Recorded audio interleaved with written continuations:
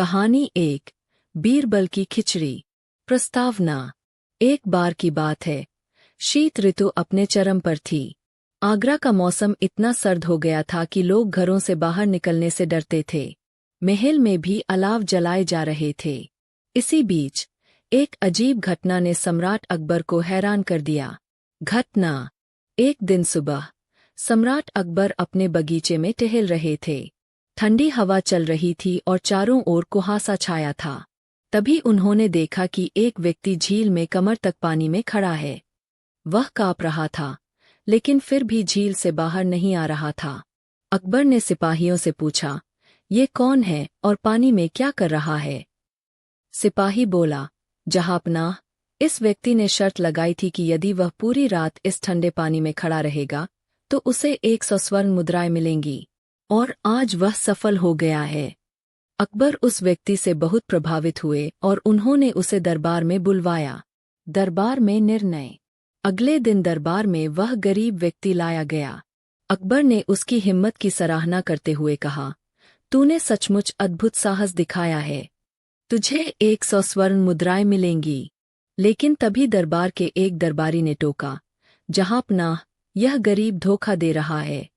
झील के उस पार एक दीपक जल रहा था। वह दीपक की गर्मी से प्रभावित होकर रात काट गया। अकबर ने सोचा कि यह बात तो ठीक हो सकती है। उन्होंने गरीब की इनाम राशि रोक दी और उसे दरबार से बाहर कर दिया। बीरबल की योजना। बीरबल इस फैसले से बहुत दुखी हुए। उन्होंने कुछ नहीं कहा, लेकिन एक योजना बनाई।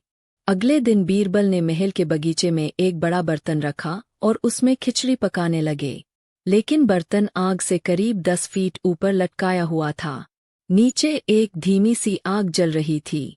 अकबर ने देखा और पूछा, बीरबल, यह क्या कर रहे हो? बीरबल ने कहा, जहांपनाह, खिचड़ी पका रहा हूँ। अकबर ने हंसते हुए कहा, इतनी दूर से आग लगाकर क्या खिचड़ी पकेगी? बीरबल मुस्कराए और बोले, अगर एक दीपक की गर्मी से झील में खड़ा आदमी बच सकता है तो यह खिचड़ी भी पक सकती है। अकबर को अपनी भूल का एहसास हुआ। उन्होंने उस गरीब व्यक्ति को फिर से बुलवाया और उसे न केवल 100 स्वर्ण मुद्राएं दीं, बल्कि बीरबल को इनाम भी दिया। कहानी 2। 4 मूर्ख। प्रस्तावना। सम्राट अकबर को प्रायः यह जानने की उत्सुकता रहती थी कि कौन कितना समझदार है और कौन कितना मूर्ख। वे अक्सर बीरबल से यह पूछते रहते थे। एक दिन उन्होंने बीरबल से कहा, बीरबल, इस संसार में सबसे बड़े मूर्ख कौन है? क्या तुम 4 सबसे बड़े मूर्खों को खोज सकते हो? बीरबल ने मुस्कराते हुए सिर हिलाया, जहांपनाह, यह काम तो बड़ा कठिन है, लेकिन मैं प्रयास करूंगा। मूर्खों की खोज। पहला मूर्ख। बीरबल शहर की गलियों में घूम रहे थे। उन्होंने देखा कि एक आदमी अपनी पीठ पर भारी बोरी लादे हुए है और उसके सिर पर छाता है। धूप इतनी तेज नहीं थी कि छाता जरूरी हो, लेकिन बोरी की वजह से वह झुका झुका चल रहा था। बीरबल ने उससे पूछा, भाई, बोरी क्यों नहीं सिर पर रख लेते? वह बोला, नहीं साहब, सिर पर छाता है, वरना मुझे धूप लग जाएगी। बीरबल ने सोचा, यह तो मूर्खता की सीमा है। उन्होंने उसे पहले नंबर पर रखा। दूसरा मूर्ख। बीरबल ने देखा, एक आदमी अपने घर के बाहर रो रहा है। पूछने पर वह बोला, मेरी ऊँटनी खो गई है। बीरबल ने कहा, तो रो क्यों रहे हो? रूडो उसे। वह बोला, मैं तो रोज भगवान से कहता था, हे प्रभु, मुझे कुछ ऐसा दो जो किसी के पास न हो। अब जब भगवान ने ऊँटनी ही ले ली तो मैं क्या करूं? बीरबल ने सोचा, यह भगवान को दोष दे रहा है अपनी मूर्खता का, और उसे दूसरा मूर्ख मान लिया। तीसरा मूर्ख। फिर बीरबल को एक साधु मिला जो अपने सिर पर ईंट रखकर कहता घूम रहा था, यह ईंट देवी है, इसे सिर पर रखोगे तो धन मिलेगा। लोग पैसे दे रहे थे और ईंट ले जा रहे थे। बीरबल ने पूछा, तुम खुद क्यों नहीं रख लेते? वह बोला, मैं तो दान करता हूँ, मुझे आवश्यकता नहीं। बीरबल मुस्कराए और बोले, इस व्यक्ति ने अपनी मूर्खता को दूसरों पर थोप दिया है और उसे तीसरा मूर्ख बना दिया। चौथा मूर्ख। बीरबल दरबार में लौटे और सम्राट से बोले, मैंने 3 मूर्ख ढूंढ लिए हैं। अकबर बोले, और चौथा? बीरबल ने मुस्कराते हुए कहा, जहांपनाह, वह तो आप है। अकबर चौंक गए। मैं? किसे? बीरबल ने उत्तर दिया, जो सम्राट अपने राजमहल के काम छोड़कर किसी को मूर्ख ढूंढने का काम सौंपे, वह क्या कहलाएगा? अकबर ने ठहाका लगाया और बोले, बीरबल, तुम हमेशा की तरह विजेता रहे, न्याय की तराजू। प्रस्तावना। अकबर का दरबार न्यायप्रियता के लिए विख्यात था, लेकिन एक दिन एक ऐसा मामला दरबार में आया जिसने सबको हिला कर रख दिया। मामला न केवल एक चोरी का था, बल्कि उसमें जुड़ा था एक निर्धन किसान और एक धनी व्यापारी। मामला इतना उलझा हुआ था कि एक पल को खुद सम्राट अकबर भी भ्रम में पड़ गए। पर बीरबल थे ना, जिन्होंने फिर एक बार साबित कर दिया कि न्याय केवल कानून से नहीं, बल्कि बुद्धि और संवेदना से भी किया जाता है। पहला दृश्य। दरबार में एक किसान। एक दिन एक गरीब किसान दरबार में फरियाद लेकर पहुंचा। किसान, जहांपनाह, मेरी मदद कीजिए। मेरी जिंदगी भर की कमाई एक तिजोरी में रखी थी, जो मैंने अपने खेत में दबा रखी थी, परंतु जब कल उसे निकाला तो वह गायब थी। अकबर ने पूछा, तुम्हें किस पर शक है? किसान बोला, जहांपनाह, मेरे अलावा केवल एक व्यक्ति जानता था, मेरे मित्र हरिदास। लेकिन वह कहता है कि उसने कुछ नहीं लिया। हरिदास भी दरबार में उपस्थित था। वह अच्छे वस्त्रों में, गहनों से सुसज्जित था। हरिदास बोला, जहांपनाह, मैं निर्दोष हूँ। मैं और किशन, किसान, बचपन के मित्र हैं। मैं ऐसा कभी नहीं कर सकता। पर किशन के चेहरे पर पीड़ा थी। अकबर बोले, यह मामला बीरबल सुलझाएंगे। दूसरा दृश्य। बीरबल की जांच। बीरबल ने दोनों को ध्यान से देखा, फिर बोले, क्या तुम दोनों साथ में खेत पर चल सकते हो जहां तिजोरी थी? दोनों राजी हो गए। बीरबल कुछ सिपाहियों और एक गुप्तचर के साथ खेत पहुंचे। उन्होंने जगह देखी, मिट्टी की खुदाई करवाई और आसपास की घास का निरीक्षण किया। बीरबल को कुछ चूहे के बिल जैसे गड्ढे दिखाई दिए। वह बोले, यह तिजोरी गहरी नहीं दबाई गई थी और इसे हाल में ही खोदा गया है। हरिदास ने कहा, यह तो किसान ही जानता है कहा थी। बीरबल मुस्कराए, हो सकता है, पर मैं कल तुम्हें एक परीक्षण में बुलाऊंगा। तीसरा दृश्य। न्याय की तराजू। अगले दिन बीरबल दरबार में एक बड़ी तराजू लेकर आए। उन्होंने दोनों से कहा, मैं तुम दोनों की आत्मा को तौलूंगा। दरबार में खुसर पुसर शुरू हो गई। बीरबल ने एक झोले में कुछ रुई, हल्दी और तांबे के टुकड़े डाले। फिर उन्होंने दोनों से कहा, अपना हाथ इस तराजू पर रखिए। किशन ने पहला हाथ रखा, तराजू संतुलन में रहा। हरिदास ने हाथ रखा तो तराजू थोड़ा डगमगाया। बीरबल बोले, हरिदास, तुमने कुछ छिपाया है। तुम्हारे मन की अस्थिरता इस तराजू में दिख रही है। हरिदास हंस पड़ा, यह तो ढोंग है। बीरबल मुस्कराए और बोले, तो फिर तुम मेरी अंतिम परीक्षा भी पास कर सकोगे। चौथा दृश्य। राख की परीक्षा। बीरबल ने दोनों को एक एक कपड़े का थैला दिया।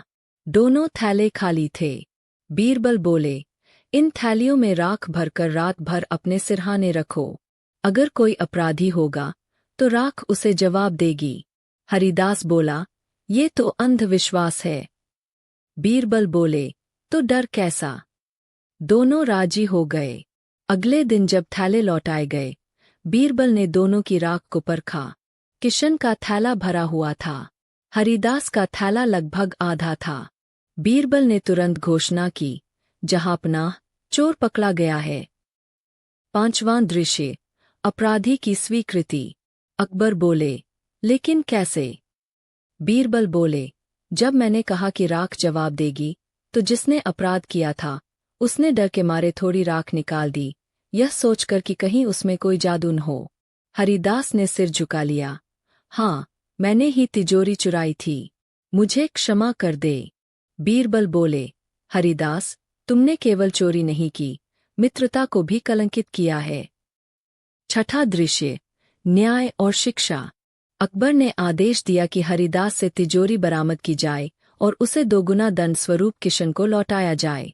साथ ही हरिदास को 3 महीने के लिए नगर सेवा करनी होगी। किशन ने अकबर और बीरबल को धन्यवाद दिया। बीरबल और लापता सोने की घड़ी। प्रस्तावना। शाही दरबार की शांति उस दिन भंग हो गई जब एक नामी व्यापारी ने सम्राट अकबर के समक्ष फरियाद रखी, जहांपनाह, मेरी बहुमूल्य सोने की घड़ी चोरी हो गई है और मुझे संदेह है कि यह किसी दरबारी की करतूत है। पूरे दरबार में खलबली मच गई। एक कीमती घड़ी, वह भी राजा की नजरों के सामने, शाही दरबार में चोरी हो जाना, यह केवल संपत्ति की हानि नहीं बल्कि सम्राट की प्रतिष्ठा पर भी आघात था। और फिर मैदान में उतरे बीरबल, चतुराई और व्यंग्य की तलवार लेकर। पहला दृश्य, व्यापारी की फरियाद। उस दिन दरबार में विशेष सभा बुलाई गई थी। सभी प्रमुख दरबारी उपस्थित थे, सेनापति, राजगुरु, खजांची, कवि, वैद्य, दरबार गायक और सबसे अहम, स्वयं बीरबल। व्यापारी गुलामचंद ने अकबर के सामने सिर झुकाकर कहा, जहांपनाह, यह घड़ी मेरे पिताजी की अंतिम निशानी है। मैंने इसे दिल्ली से बनवाया था, ठोस सोने से जड़ी, अंदर हीरे की सुइया और उस पर शाही मुहर। यह घड़ी केवल समय नहीं, सम्मान का प्रतीक है। मैंने इसे शाही भोज के दौरान अपनी पगड़ी में लगाया था और अब वह गायब है। अकबर ने चौंक कर पूछा, क्या तुम्हें किसी पर संदेह है? जी। भोज के दौरान मेरी बाईं ओर कवि चंद्रसेन बैठे थे और दाईं ओर खजांची रामदास। संभव है किसी ने चलते फिरते हाथ मार लिया हो। अकबर ने सभी दरबारियों को देखा, फिर आदेश दिया, अगर यह घड़ी नहीं मिली तो दरबार की प्रतिष्ठा दांव पर लग जाएगी। बीरबल, यह जिम्मेदारी तुम्हारी है। दूसरा दृश्य, बीरबल की जांच शुरू। बीरबल कुछ क्षण चुप रहे। उन्होंने व्यापारी से पूछा, क्या किसी और ने तुम्हारी घड़ी देखी थी? जी हाँ, मैंने दरबारियों को दिखाने के लिए पगड़ी थोड़ी हटाई थी ताकि वह चमके। कई लोगों की निगाह गई थी उस पर। बीरबल ने सभी दरबारियों को एक पंक्ति में खड़ा किया। फिर उन्होंने एक कोमल लेकिन पैनी मुस्कान के साथ कहा, आप सभी सभ्य हैं, पर चोरी भी कभी कभी ऊंची पगड़ियों से होती है। कई दरबारी असहज होने लगे। बीरबल ने फिर सबके पगड़ियों को ध्यान से देखा। फिर उन्होंने घोषणा की, कल सुबह सूर्योदय से पहले सबको महल के उत्तर द्वार पर बुलाया जाएगा। मुझे विश्वास है, चोर खुद सामने आ जाएगा। तीसरा दृश्य, झूठ की पहचान। अगली सुबह सब दरबारी उत्तर द्वार पर जमा हुए। बीरबल वहां पहले से एक पुराना संत बने खड़े थे, लंबी दाढ़ी, गेरुए वस्त्र और आंखों में तेज। बीरबल ने अपना भेष नहीं खोला। उन्होंने कहा, मैं संत तापसेन हूँ, मैं झूठ को सूंघ सकता हूँ। एक मंत्र है मेरे पास, जिससे झूठ बोलने वाले की मूंछ उल्टी हो जाती है। सब चौंक गए। हर व्यक्ति को मेरी छड़ी छूनी होगी और कहना होगा, मैंने घड़ी नहीं चुराई। सभी दरबारी हैरान हुए, पर हंसी में बात उड़ा दी। पहला दरबारी आया, छड़ी छुई, कहा, मैंने नहीं चुराई। दूसरा, तीसरा, सभी ने छड़ी को छुआ। अंत में खजांची रामदास आया। वह कुछ झिझका। उसने जल्दी से छड़ी को हाथ लगाया और कहा, मैंने नहीं चुराई। बीरबल ने मुस्कराकर कहा, अब अपनी मूंछ दिखाइए। रामदास ने तुरंत अपना चेहरा फेर लिया।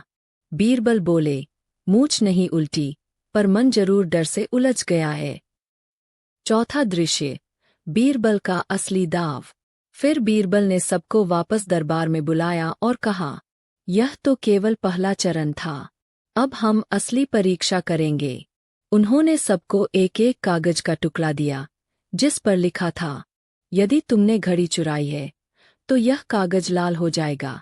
बीरबल ने सबको आदेश दिया कि वे इन कागजों को एक एक कर बीरबल के संदूक में डालें। सबने अपने अपने कागज डाल दिए। बीरबल ने संदूक खोला और सबकी चौंकती नजरों के बीच एक लाल रंग का कागज निकला। बीरबल ने उसे उठाया और कहा, यह चोर का स्वीकार है। उन्होंने पूछा, किसका था यह कागज? कोई जवाब नहीं आया। बीरबल बोले, मैंने हर कागज पर खास स्याही लगाई थी जो केवल पसीने से लाल होती है। जिसने डर में कागज को ज्यादा देर हाथ में रखा, उसी का कागज रंग बदल गया। और उस कागज पर एक हल्का सा नाम लिखा था, रामदास।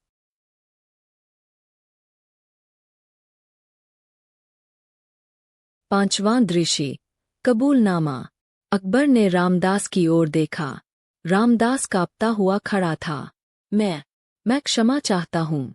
मैंने केवल देखने के लिए निकाली थी, पर फिर लोभ में आकर उसे छिपा दिया। अकबर ने कठोर स्वर में कहा, तुम हमारे खजांची हो और तुमने दरबार की गरिमा को लज्जित किया है। रामदास सिर झुकाकर बोला, मुझसे गलती हो गई, क्षमा करें। बीरबल ने कहा, जहांपनाह, घड़ी मिल चुकी है। न्याय अब आपका विषय है। 6ठा दृश्य, न्याय और सीख। अकबर ने आदेश दिया, रामदास को पद से हटाया जाए। 1 वर्ष तक राजकोष से उसे कोई लाभ न मिले। वह सार्वजनिक रूप से व्यापारी से क्षमा मांगे और व्यापारी गुलामचंद को उसकी घड़ी के साथ सम्मानपूर्वक दरबार में उपहार दिया जाए। अंत में अकबर बोले, बीरबल, तुम्हारी बुद्धि ने फिर एक बार इस दरबार की मर्यादा को बचा लिया।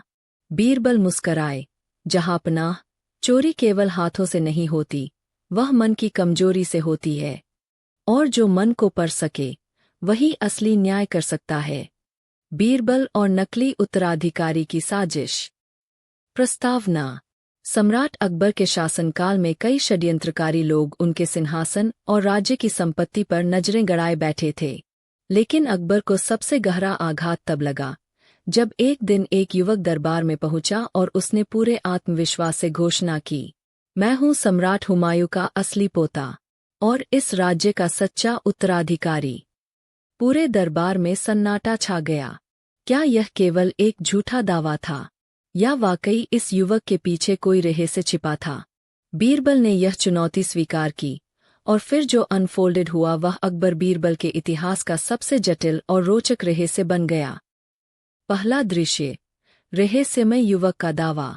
एक दिन दरबार में एक नौजवान, राजसी पोशाक में लिपटा हुआ, गर्व से चलकर दरबार के मध्य में आया। उसके साथ 2 वृद्ध ब्राह्मण और एक सैनिक जैसे दिखने वाले व्यक्ति थे। वह बोला, जहांपनाह, मैं हुमायूं के एक गुप्त विवाह से जन्मा उनका पौत्र हूँ। मेरे पिता को युद्धकाल में छुपाकर अफगानिस्तान भेज दिया गया था, और अब, वर्षों बाद, मैं अपने अधिकार के लिए लौटा हूँ। अकबर चौंके। युवक आत्मविश्वास से भरपूर था। क्या कोई प्रमाण है तुम्हारे पास? युवक ने एक मुहर लगी अंगूठी, एक पुराना चित्र और कुछ हस्तलिखित पत्र प्रस्तुत किए। अकबर ने दरबार की ओर देखा। सबकी निगाहें बीरबल की ओर थीं। बीरबल ने युवक की ओर गहरी नजर डाली और कहा, राजा के खून में केवल वंश नहीं होता, बुद्धि, संस्कृति, चाल ढाल और व्यवहार भी होता है। मैं इसकी परीक्षा करूंगा। दूसरा दृश्य, बीरबल की पहली चाल, राजसी परीक्षा। बीरबल ने युवक से पूछा, क्या तुमने कभी मुगल इतिहास पढ़ा है? युवक बोला, जी हाँ, मैंने हुमायूंनामा, बाबरनामा और आपकी दरबारी कहानियां भी पढ़ी है। बीरबल मुस्कराए, तो यह बताओ, बाबर ने पानीपत की पहली लड़ाई किससे लड़ी थी? इब्राहिम लोदी से। युवक तुरंत बोला, हुमायूं ने शेरशाह सूरी से युद्ध के समय कौन से किले को सबसे पहले छोड़ा था? रूहतास। बीरबल ने आंखें सिकोड़ लीं। यह युवक वाकई तैयार होकर आया था, लेकिन फिर उन्होंने एक गूढ़ प्रश्न पूछा, और अकबर का सबसे बड़ा मित्र कौन था? युवक मुस्कराया। बीरबल। दरबार में हंसी गूंज उठी। बीरबल भी मुस्कराए, तुम मेरे मित्र बनने चले हो या उत्तराधिकारी? युवक की मुस्कान फीकी पड़ गई। तीसरा दृश्य, राजधर्म की परख। बीरबल ने युवक को एक सुझाव दिया, अगर तुम वाकई भविष्य के राजा हो, तो तुम्हें राजधर्म की समझ होनी चाहिए। मैं तुम्हें 3 न्यायिक मामले दूंगा, उन्हें सुलझाओ। मामला 1। 2 औरतें एक बच्चे को लेकर लड़ रही थीं। दोनों कहती थीं कि बच्चा उनका है। युवक ने सोचा और फिर बोला, बच्चे को 2 हिस्सों में बांट दो। दरबारियों ने सहमति में सिर हिलाया। बीरबल मुस्कराया, तुमने सच्ची माँ की पहचान नहीं की, केवल निर्णय दिया। राजा की बुद्धि न्याय में होती है, न कि केवल आदेश में। चौथा दृश्य, बीरबल की गुप्त जांच। बीरबल ने चुपचाप गुप्तचरों को आदेश दिया, उस युवक, उसके तथाकथित ब्राह्मणों और सैनिक के अतीत की पड़ताल की जाए। 3 दिनों बाद रिपोर्ट आई। युवक का नाम सलीमुद्दीन था, जो काबुल में एक मामूली धोखेबाज था। उसकी, हुमायूं की अंगूठी, एक सुनार से नकली बनवाई गई थी। चित्र एक पुरानी पांडुलिपि से नकल किया गया था और हस्तलिखित पत्र में हुमायूं की लिपि में कई त्रुटियां थीं। बीरबल ने कहा, अब उसे उसके ही खेल में फंसाया जाएगा। 5वां दृश्य, उत्तराधिकारी की परछाई। बीरबल ने दरबार में ऐलान किया कि युवक के दावे की जांच पूरी हो चुकी है और हमें सबूत मिल चुके हैं कि वह सही कह रहा है। अकबर चौंक गए, पर उन्होंने कुछ नहीं कहा। बीरबल ने युवक से कहा, अगर तुम राजा हो तो अगली सभा तुम स्वयं चलाओगे और हमें कर नीति, सेना सुधार और विदेशी नीति पर अपनी योजना बताओगे। अगले दिन युवक सभा में आया, घबराया, पसीने से तर। उसने कोई योजना नहीं दी, कोई नीति नहीं समझाई, केवल कुछ उलझे हुए शब्द बोले। बीरबल ने फिर चुटकी ली। लगता है उत्तराधिकारी बनने से पहले शतरंज और किताबें पढ़नी चाहिए थीं। 6वां दृश्य, नकली उत्तराधिकारी का पतन। बीरबल ने फिर साक्ष्य दरबार में रखे। नकली अंगूठी, नकली हस्तलिपि, युवक की असली पहचान की रिपोर्ट। युवक वहीं बैठ गया, बुझे चेहरे, गिरते मनोबल के साथ। मैंने सोचा था कि शायद यहाँ के लोग भावनाओं में बह जाएंगे, पर तुम लोगों ने तो मेरी रग-रग पहचान ली। अकबर ने गुस्से में पूछा, तुम्हारा उद्देश्य क्या था? धन, यश और शायद वह सिंहासन। बीरबल बोले, सिंहासन हथियारों से नहीं, संस्कारों से मिलता है, और जो छल करे वह सदा धूल चाटता है। बीरबल और सोने का पक्षी। प्रस्तावना। अकबर का दरबार अपनी न्यायप्रियता और बुद्धिमत्ता के लिए प्रसिद्ध था। एक दिन एक अनोखा केस सामने आया, ऐसा मामला जिसने पूरे नगर में हलचल मचा दी। एक साधारण से किसान ने दावा किया कि उसके पास एक सोने का बोलने वाला पक्षी था, जो रातों रात गायब हो गया। उसने आरोप लगाया कि किसी दरबारी ने वह पक्षी चुरा लिया है। क्या यह बस एक झूठा भ्रम था, या वास्तव में कुछ ऐसा था जो बीरबल की नज़र और अकबर की अदालत से भी छिपा हुआ था? पहला दृश्य, किसान की अर्जी। दरबार का समय चल रहा था। दूर से एक किसान, फटेहाल वस्त्रों में, दौड़ता हुआ आया। वह थका हुआ था, लेकिन उसकी आंखों में दृढ़ता थी। उसने कहा, जहांपनाह, मेरा नाम है लक्ष्मण। मैं एक गरीब किसान हूँ। मेरे पास एक बेजोड़ पक्षी था, सोने का बना हुआ, और वह इंसानों की तरह बोलता था। वह मेरे खेत में एक पुराने वृक्ष पर रहता था, पर 2 रात पहले वह अचानक गायब हो गया। मैं जानता हूँ कि उसे चुराया गया है। पूरा दरबार हंसी से गूंज उठा। बीरबल ने देखा कि किसान का चेहरा गंभीर था। अकबर बोले, क्या तुम्हारे पास कोई प्रमाण है? किसान बोला, मैं जानता हूँ कि आप मुझे पागल समझेंगे, लेकिन मैं उस पक्षी को अपने बेटे जैसा मानता था। वह मुझसे बातें करता था, गीत गाता था, और मुझे खेत की सुरक्षा की चेतावनी भी देता था। बीरबल ने राजा की ओर देखा और कहा, जहांपनाह, कभी-कभी सत्य सबसे अजीब रूप में आता है। क्यों न हम इसकी तह तक जाए? दूसरा दृश्य, बीरबल की पहली जांच। बीरबल ने अगले दिन लक्ष्मण के गांव का दौरा किया। वह उस पुराने वृक्ष के पास गया, जहां वह पक्षी रहता था। वहां कोई पक्षी नहीं था, पर पेड़ की शाखाओं पर सुनहरी धातु जैसे कुछ रेशे अटके हुए थे। बीरबल ने किसान से पूछा, पक्षी क्या खाता था? केवल फल और पानी, कभी कोई सोने की चीज नहीं खाई उसने। बीरबल चौंके, तब उसका शरीर सोने का कैसे था? किसान बोला, मैंने उसे बचपन से देखा था। वह चमकता था, और जब वह उड़ता था तो उसकी पंखों से सोने जैसी चमक निकलती थी। बीरबल को मामला उलझा हुआ लगा। उन्होंने किसान से और जानकारी ली। रात को उन्होंने उस वृक्ष के पास छुपकर पहरा दिया। आधी रात को एक परछाई दिखाई दी। कोई वृक्ष के पास आया, कुछ देखा और चला गया। तीसरा दृश्य, संदिग्ध दरबारी। बीरबल ने अकबर को सूचना दी कि यह मामला केवल एक गरीब किसान का भ्रम नहीं, बल्कि शायद किसी गुप्त चोरी का मामला है। उन्होंने दरबारियों से गुप्त प्रश्न पूछने शुरू किए, परोक्ष रूप से यह जानने की कोशिश की कि कौन हाल ही में अमीर हुआ है, किसके पास अचानक सोने की वस्तुएं आई है। उन्हें संदेह हुआ मंत्री जलाल खान पर। वह कुछ ही दिनों में नए वस्त्रों, घोड़ों और नौकरों से घिरा दिखने लगा था। बीरबल ने गुप्तचरों से पता लगवाया, जलाल खान ने हाल ही में एक सुनार से एक खास परिंदा बनवाया था। चौथा दृश्य, सुनार की सच्चाई। बीरबल ने उस सुनार को गुप्त रूप से दरबार में बुलवाया। उसे अकेले में पूछा, क्या जलाल खान ने तुम्हारे पास कोई सोने का पक्षी लाया था? सुनार डरते हुए बोला, हाँ, कुछ दिन पहले वे एक सुनहरे रंग का पिंजरा और उसमें रखा एक पक्षी लाए थे। पक्षी सच में बहुत खास था। उसकी चमक देखकर मैं भी चौंक गया था। मुझे आदेश मिला था कि उसके पंखों को और चमकदार बनाऊं। क्या वह बोलता था? बीरबल ने पूछा। जी, कुछ कुछ आवाजें निकालता था, जैसे वह किसी की बात दोहरा रहा हो। बीरबल समझ गए, यह कोई साधारण पक्षी नहीं था। शायद किसी व्यापारी का तोहफा था, जो अब किसान के पास कैसे पहुंचा, यह भी जांच का विषय था। पांचवां दृश्य, पक्षी की खोज। बीरबल ने सुनार से वह नकली पक्षी मंगवाया।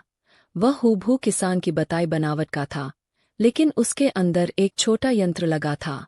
बीरबल ने कारीगरों को बुलाया। उन्होंने बताया, यह एक दुर्लभ यांत्रिक उपकरण है, जो विशिष्ट ध्वनियां निकाल सकता है।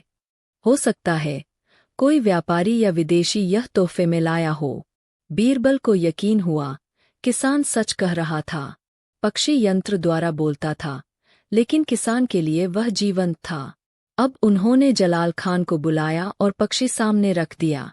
क्या यह तुम्हारा है? बीरबल ने पूछा। जलाल खान ने कहा, नहीं। बीरबल मुस्कराए। तब यह सुनार तुम्हें क्यों पहचानता है? जलाल खान घबरा गया। बीरबल बोले, चोरी को छुपाना मुश्किल नहीं, मगर बुद्धि से बचना असंभव है। छठा दृश्य, न्याय की मिसाल। जलाल खान ने अपना अपराध स्वीकार कर लिया। उसने कहा, मैंने उस पक्षी को पहली बार किसान के खेत में देखा। उसकी बनावट अनोखी थी। वह शायद किसी यात्री व्यापारी द्वारा वहां छोड़ा गया था। मैं उसे चुराकर दरबार में लाना चाहता था, पर डर गया कि कहीं अकबर मुझे पक्षी देने को कह दें। बीरबल ने अकबर से निवेदन किया, जहांपनाह, यह पक्षी अनोखा जरूर है, पर इसके असली मालिक वह किसान है, जिसने उसे अपने बेटे जैसा पाला। उसकी मासूमियत और प्रेम इस धातु से कहीं ज्यादा मूल्यवान है। अकबर ने पक्षी किसान को लौटाया और जलाल खान से उसका धन जब्त कर लिया। बीरबल और मेहमान नवाज चोर। भूमिका।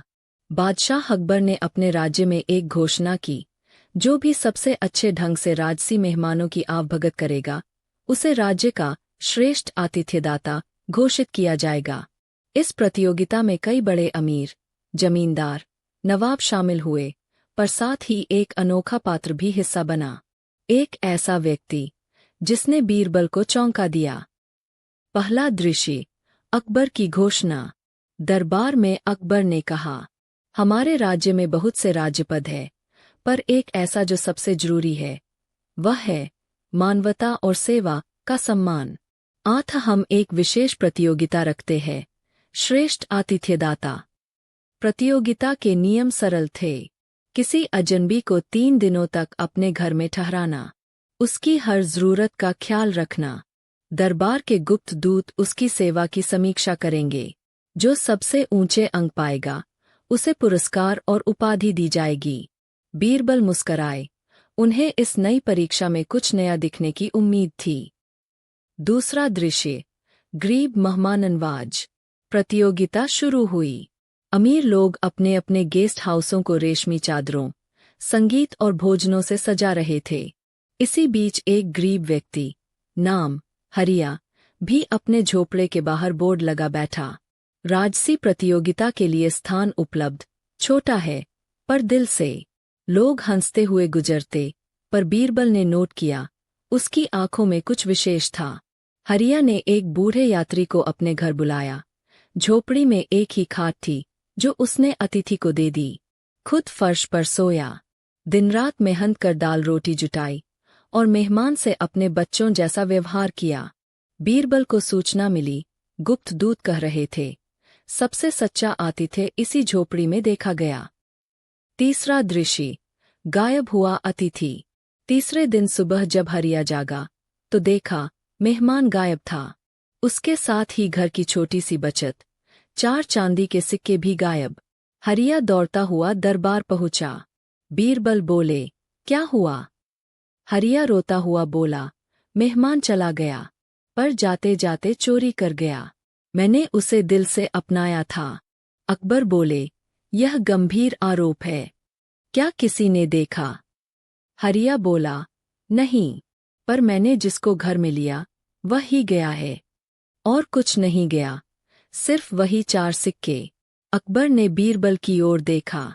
बीरबल बोले, जहांपनाह, यह अब आतिथ्य प्रतियोगिता नहीं, एक न्यायिक जांच बन गई है। चौथा दृश्य, बीरबल की जांच। बीरबल ने हरिया से उस अतिथि का हुलिया पूछा। लंबा, सफेद दाढ़ी वाला और कम बोलने वाला व्यक्ति। बीरबल ने दरबार के गुप्तचरों को बुलाया। सप्ताह भर की खोजबीन के बाद पता चला, उस अतिथि का असली नाम शेख गुलाम था, जो एक मशहूर ठग था। वह पहले भी दूसरे राज्यों में अतिथि बनकर चोरी करता रहा था। बीरबल ने देखा, हरिया न तो अमीर था न ताकतवर, फिर भी इस घटना से उसने हार नहीं मानी थी। बीरबल ने हरिया को बुलाया और कहा, तुमने सच्चा अतिथि सत्कार किया, इसलिए तुम ही सच्चे श्रेष्ठ आतिथ्यदाता हो। हरिया झिझका, पर मैंने तो चोर को बुलाया। बीरबल मुस्कराए, अतिथि को पहचानना कठिन है, पर सच्चा सत्कार पहचान छोड़कर किया जाता है। पांचवा दृश्य, चोर का पकड़ा जाना। एक दिन दरबार में सूचना आई, एक वृद्ध व्यक्ति, जिसके पास चांदी के वही 4 सिक्के थे, पास के गांव में पकड़ा गया है। बीरबल और सिपाही वहां पहुंचे। वहां शेख गुलाम पकड़ा गया था। उससे पूछा गया, तू चोर क्यों बना? उसने कहा, मैंने बहुत जीवन में गरीबी देखी। जब मैंने देखा कि अमीर लोग दिखावे के लिए अतिथि सत्कार करते हैं, मुझे गुस्सा आया। मैं सिखाना चाहता था कि कौन असली और नकली मेजबान है। बीरबल ने कहा, तू न्याय करने चला था या चोरी? वह चुप रहा। बीरबल बोले, तू सच्चाई की परीक्षा लेने चला था, पर साधन गलत चुना। अब न्याय तेरे लिए होगा। छठा दृश्य, न्याय और पुरस्कार। बादशाह अकबर ने आदेश दिया, शेख गुलाम को कुछ माह की सजा दी जाए, लेकिन साथ ही उसे रोटी और इलाज दिया जाए, क्योंकि उसकी उम्र और भूख असली दोषी थीं। हरिया को श्रेष्ठ आतिथ्यदाता की उपाधि दी गई और उसे एक नया घर, खेत और जीविका के साधन दिए गए। अकबर बोले, सत्कार का मूल्य किसी भोज से नहीं, भावना से नापा जाता है। बीरबल ने कहा, हरिया ने अपने घर की चाबी खोई, पर दिल की कुंजी बचाई। बगावत का बीज और बीरबल की चाल। भूमिका। एक दिन अकबर ने बीरबल से पूछा, बीरबल, अगर कोई हमारे राज्य में बगावत की योजना बना रहा हो, तो तुम कैसे पता लगाओगे? बीरबल मुस्कराए, जहांपनाह, हर बगावत एक बीज से शुरू होती है, बस सही समय पर उस बीज को पहचानना पड़ता है। अकबर ने सोचा, क्या यह सिर्फ कहावत है, या बीरबल सचमुच ऐसा कर सकता है? और फिर दरबार में एक ऐसा पत्र आया जिसने पूरे राज्य को हिला दिया। पहला दृश्य, गुमनाम पत्र। दरबार में एक गुप्त पत्र लाया गया। उस पर कोई नाम नहीं था, बस लिखा था, महल के भीतर ही बगावत की योजना बन रही है। कुछ दरबारी राजकाज से असंतुष्ट है और राजगद्दी को उलटने का प्रयास करेंगे। अकबर का चेहरा गंभीर हो गया। उन्होंने बीरबल की ओर देखा। बीरबल, क्या यह अफवाह है या सच्चाई? बीरबल ने पत्र को ध्यान से पढ़ा, फिर कहा, जहांपनाह, यह अफवाह नहीं है। यह एक संकेत है कि कोई अंदर से ही घाव कर रहा है, पर हम इस कांटे को बिना छीले बाहर निकाल सकते हैं। दूसरा दृश्य, दरबारियों की परीक्षा। बीरबल ने एक योजना बनाई। उन्होंने राजा से आज्ञा लेकर पूरे दरबार में घोषणा करवाई, बादशाह सलामत कुछ दरबारियों को विशेष सलाहकार पद देने जा रहे हैं। जो सबसे अधिक वफादार और समझदार होगा उसे चुना जाएगा। इसकी प्रतिक्रिया देखने के लिए बीरबल ने 4 दरबारियों को चुपचाप चिह्नित किया। एक नवाब सलामत खान, जो अपने अहंकार के लिए प्रसिद्ध था। 2 सेनापति अर्जुन राय, जो पहले कई बार युद्ध में असंतोष जता चुका था। 3 मलिक सुलेमान, एक बुद्धिमान किंतु महत्वाकांक्षी कवि। 4 राजगुरु हरिदेव, जिनकी नजरें सत्ता पर भी थीं। बीरबल ने इन 4 को व्यक्तिगत रूप से बुलवाया और हर एक को अलग अलग जानकारी दी, एक छद्म प्रस्ताव की तरह। बादशाह आपसे विशेष राय चाहते हैं।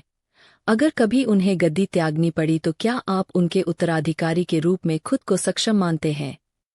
प्रश्न तो सीधा था, पर इसका असर गहरा था। तीसरा दृश्य, चुगली का खेल। बीरबल ने इन 4 की प्रतिक्रियाएं अलग अलग दूतों से दरबार में पहुंचवाने की गुप्त व्यवस्था की। 3 दिनों में बीरबल को ज्ञात हो गया।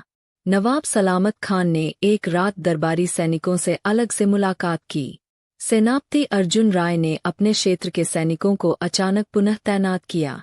मलिक सुलेमान ने कुछ लेखकों से नए युग पर कविता लिखवाई। राजगुरु हरिदेव ने आध्यात्मिक संकेतों में भविष्य की सत्ता की बात कही। बीरबल ने अकबर को सूचना दी, बगावत करने वाला व्यक्ति अब साफ है, बस उसे रंगे हाथ पकड़ना है। चौथा दृश्य, नकली साजिश।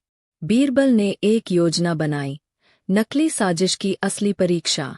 एक अफवाह दरबार में फैलाई गई, बादशाह बीमार है और कुछ ही समय में गद्दी त्याग सकते हैं। सिर्फ उन्हीं 4 लोगों को यह सूचना मिली। अब बीरबल ने देखा, नवाब सलामत खान ने कुछ सैनिकों को रिश्वत दी और सेनापति अर्जुन राय ने आपात बैठक बुलाने की कोशिश की, मगर उस रात कुछ असामान्य हुआ। 5वां दृश्य, बीरबल का भेष और खुलासा। बीरबल ने एक गुप्त भेष धारण किया, एक विद्रोही संदेशवाहक का। वह नवाब सलामत के पास पहुंचे और कहा, विद्रोह की रात तय है, सेनापति तैयार है, हम महल के पश्चिमी द्वार से प्रवेश करेंगे। नवाब ने तुरंत हामी भर दी और कहा, मैं भी तैयार रहूंगा। यह राज्य अब बूढ़े बादशाह का नहीं। यह सुनकर बीरबल मुस्कराया, उसका मकसद पूरा हुआ। वहीं दूसरी ओर सेनापति अर्जुन राय भी इस नकली विद्रोह का समर्थन करते पाए गए।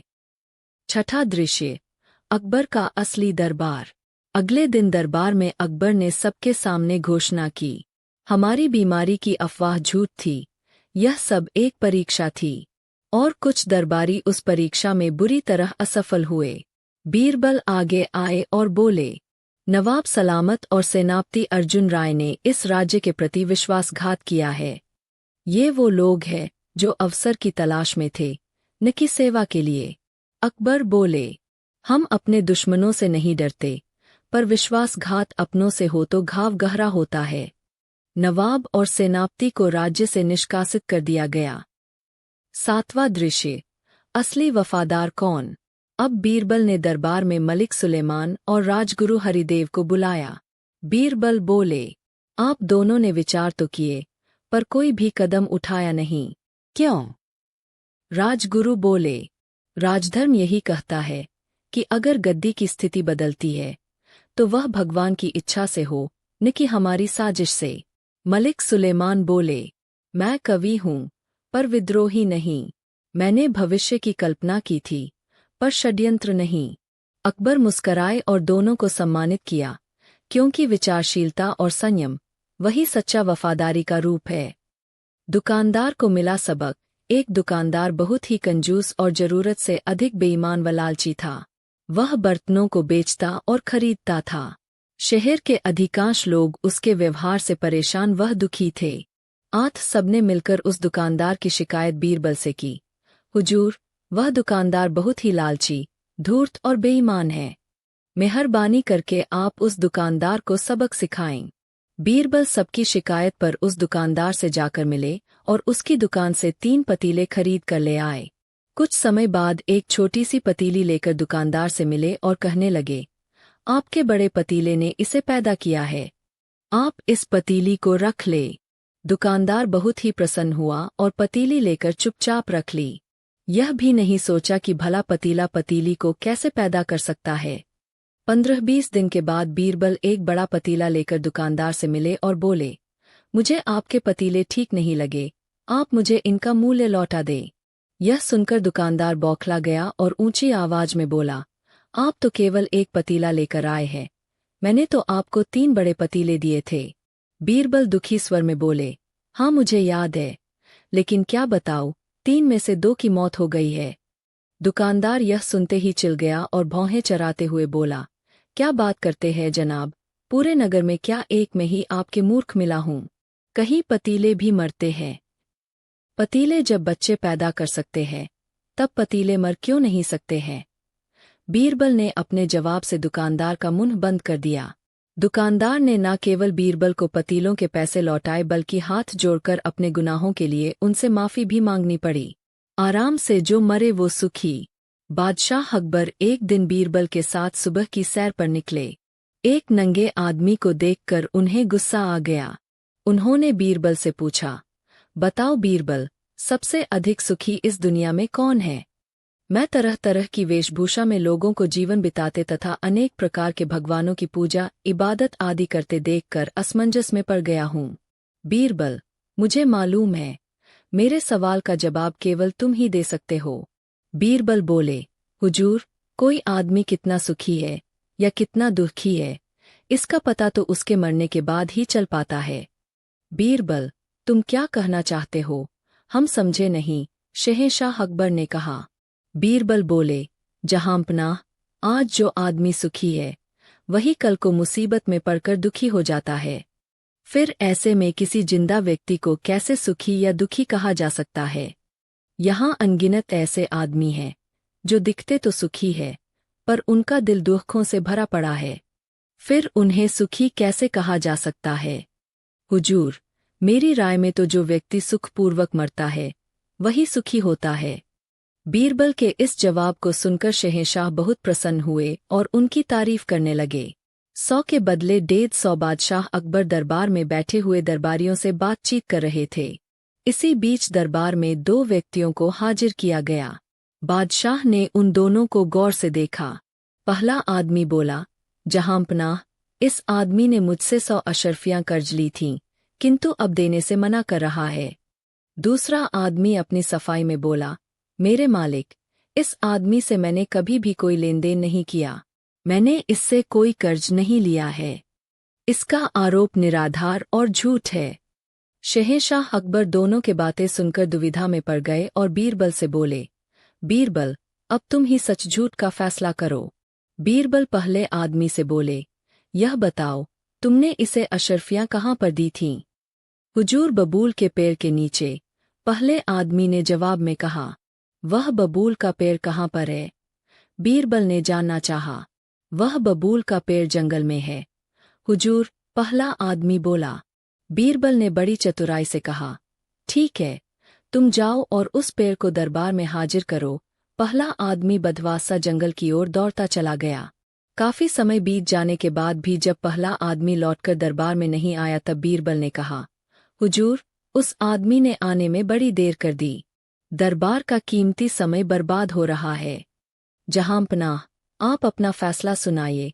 बीरबल के यह कहते ही दूसरा आदमी अचानक ही बोल पड़ा, जहांपनाह, वह इतनी जल्दी लौटकर नहीं आ सकता है। लेकिन तुम यह कैसे कह सकते हो? बीरबल ने झट से सवाल कर दिया, यह बात तुम इतने विश्वास के साथ कैसे कह सकते हो कि वह इतनी जल्दी नहीं आ सकता? हुजूर, मुझे मालूम है, बबूल का वह पेड़ यहाँ से 6 कोस दूर है।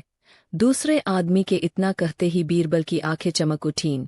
जहांपनाह, यह आदमी ही अपराधी है, इसी ने अशर्फियां ली है, तभी तो इसे पता है कि बबूल का वह पेड़ यहाँ से 6 कोस दूर है। शहंशाह अकबर ने बीरबल की बुद्धि और चतुराई की तारीफ करते हुए फैसला सुनाया, पहला आदमी सच्चा है और दूसरा आदमी झूठा है। दूसरा आदमी पहले को 100 के बदले 150 अशर्फियां देगा। दूसरे आदमी को बीरबल की चतुराई से सबक मिल गया था। सीरियां कितनी है? बादशाह अकबर और बीरबल महल के बाग में टहल रहे थे। शहंशाह मूड में थे। उन्होंने बीरबल से सवाल कर दिया, बीरबल, क्या तुम्हें मालूम है कि तुम्हारी पत्नी की कलाइयों में कितनी चूड़ियां हैं? तुम तो दिन में कई बार पत्नी का हाथ पकड़ते होंगे। बीरबल दुविधा में पड़ गए। उन्होंने तो कभी इस तरफ ध्यान ही नहीं दिया था। बीरबल कुछ देर तक चुप रहे, फिर बोले, हुजूर, मेरा हाथ तो पत्नी के हाथ को कभी कभार ही पकड़ता है। लेकिन हुजूर, क्या आप बता सकते हैं कि आपकी दाढ़ी में कितने बाल हैं?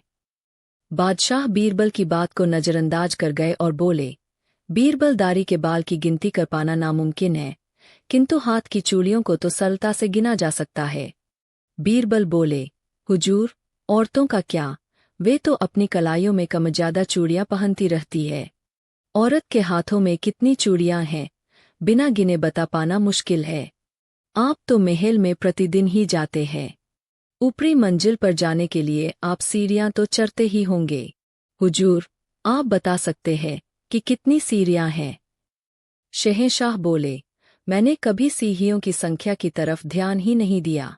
बीरबल हंसते हुए बोले, जहांपनाह, सीढ़ियों को तो घटाया बढ़ाया भी नहीं जा सकता। वह वर्षों से एक ही संख्या में है। फिर भी वे कितनी है, आपको मालूम नहीं तो भला मैं हर माह घटने बढ़ने वाली चूड़ियों की संख्या कैसे बता सकता हूँ? फिर भी मैं दोषी हूँ तो बंदे की गर्दन हाजिर है। हुजूर। बीरबल की इस बुद्धिमत्ता के आगे बादशाह अकबर निरुत्तर रह गए।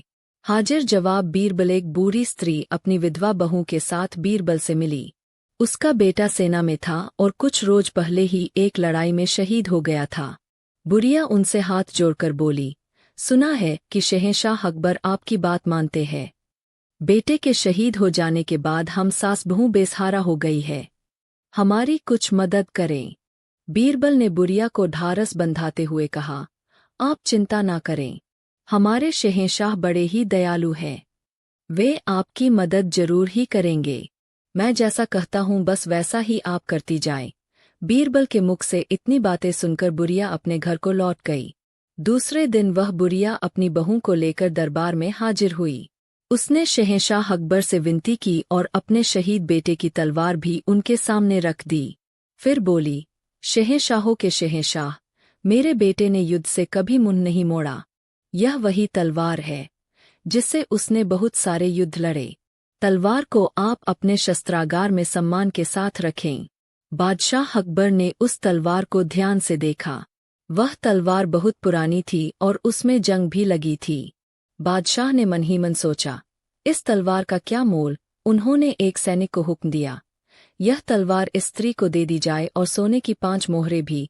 बीरबल को यह सुनकर बड़ा ही आश्चर्य हुआ। वह शहंशाह से बोले, जहांपनाह, क्या मैं इस तलवार को देख सकता हूँ? बादशाह के हाँ कहते ही बीरबल ने तलवार उठा ली और उसे ध्यान से देखा, फिर चुपचाप खड़े हो गए।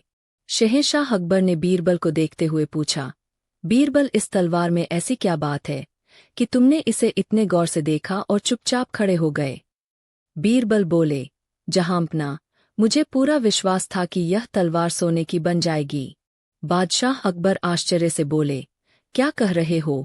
जंगी लगी तलवार भला सोने की कैसे बन सकती है? बन सकती है जहांपनाह, बीरबल ने कहा। जंग लगी लोहे की तलवार सोने की कैसे बन सकती है?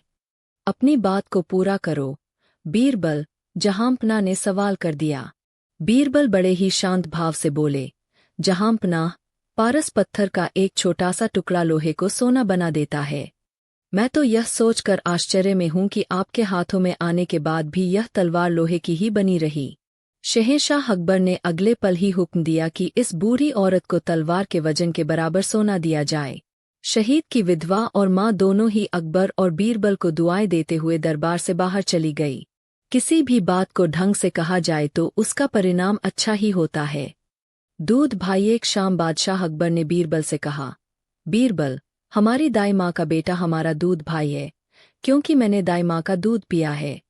क्या तुम्हारा भी कोई दूध भाई है? बीरबल बोले, जी जहांपनाह। बादशाह ने चुटकी लेते हुए कहा, तो तुम उसे दरबार में क्यों नहीं लाते हो? बीरबल ने कहा, जहांपनाह, वह अभी नन्हा सा बच्चा है, दरबार में उसे नहीं ला सकता।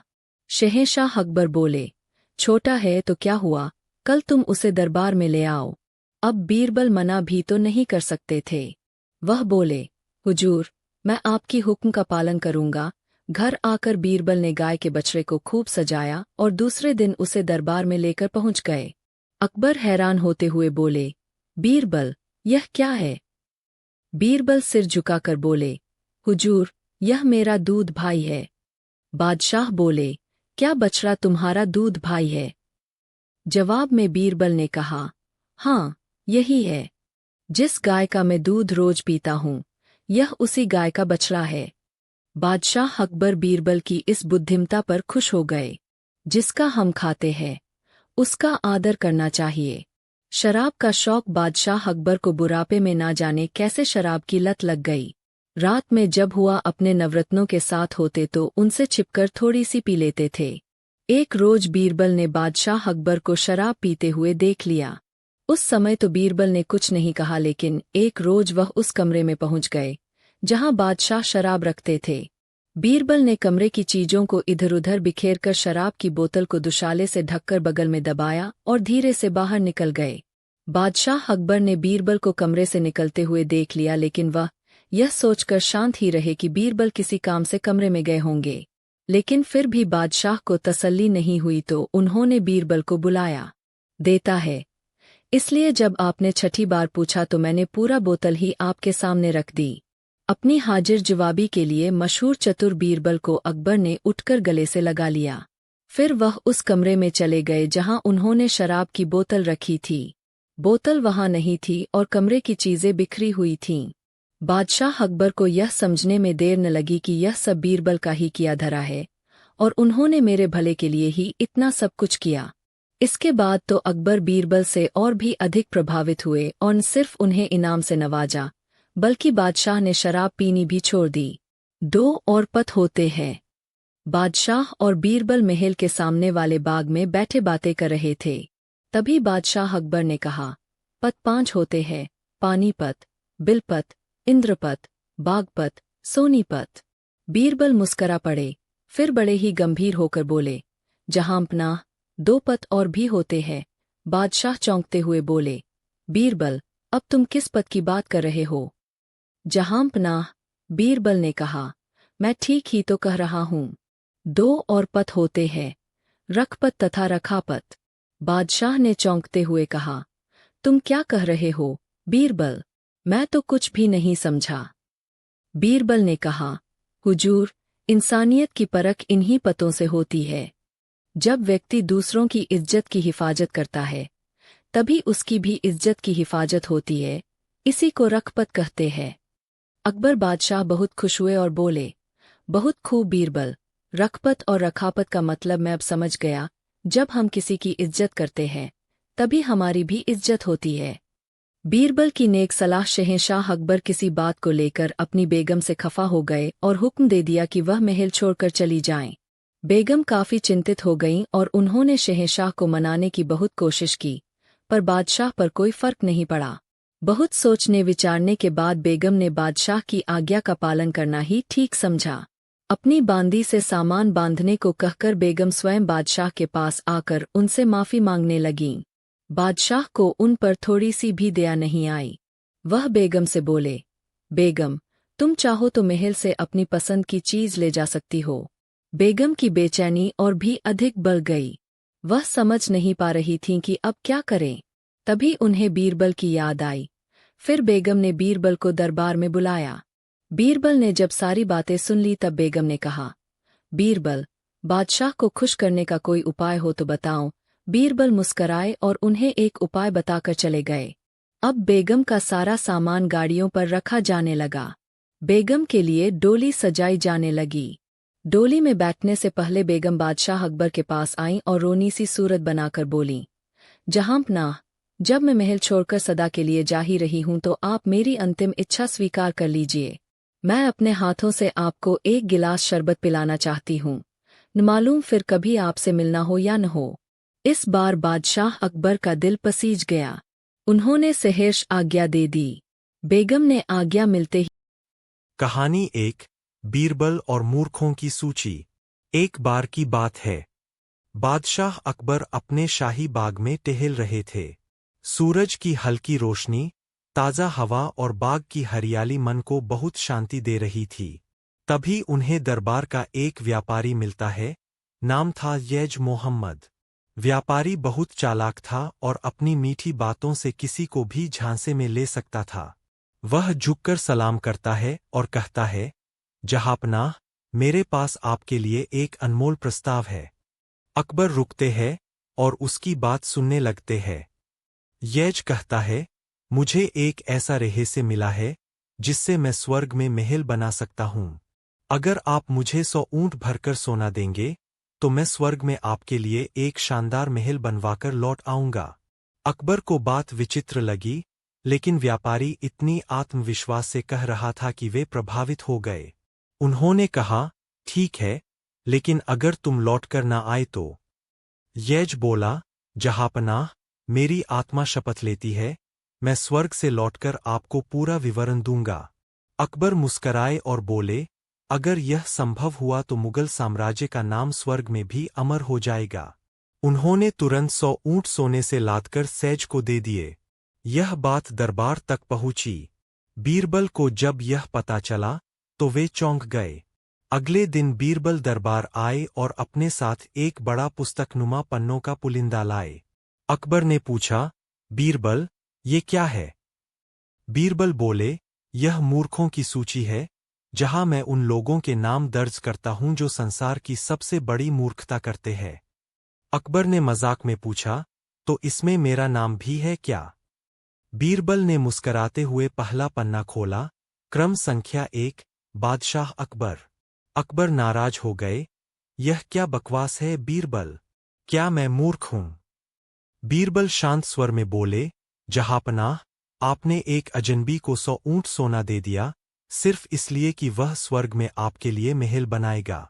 क्या आपने कभी किसी को स्वर्ग से लौटते देखा है? अकबर कुछ कह नहीं पाए। बीरबल बोले, अगर वह व्यक्ति वापस लौट आता है तो मैं उसका नाम पहले रख दूंगा और आपको दूसरे नंबर पर। परंतु अगर वह नहीं लौटा तो? अकबर ठहाका मारकर हंस पड़े। बीरबल, तुम्हारी बात सच्ची है। आदेश दिया जाए, वह व्यापारी पकड़ा जाए और शाही कोष वापस लाया जाए। बीरबल ने झुककर सलाम किया और दरबार में सभी हंसने लगे। कहानी 2, बीरबल की खामोशी का उत्तर। एक बार अकबर दरबार में बैठे थे। उन्होंने सभी दरबारियों से एक सवाल पूछा, बताओ, इंसान की सबसे बड़ी शक्ति क्या होती है? कोई बोला, ज्ञान। कोई बोला, धन। कोई बोला, बल। कोई बोला, सेना। पर बीरबल चुप थे।